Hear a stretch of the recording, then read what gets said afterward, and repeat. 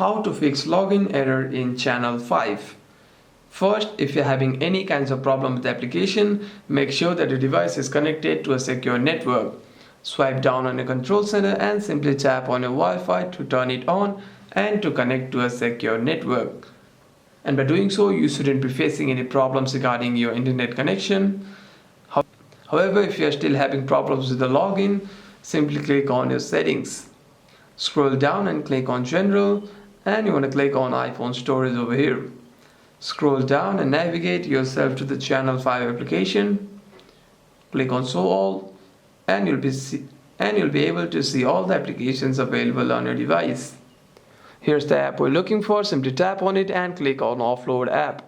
Click on Offload App again, and you want to simply reinstall the application. And what this does is it deletes the application whilst keeping its documents and data.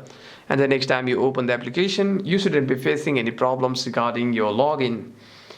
However, if you're still facing any other kinds of problem with the application, you can simply restart your device once and open the app again.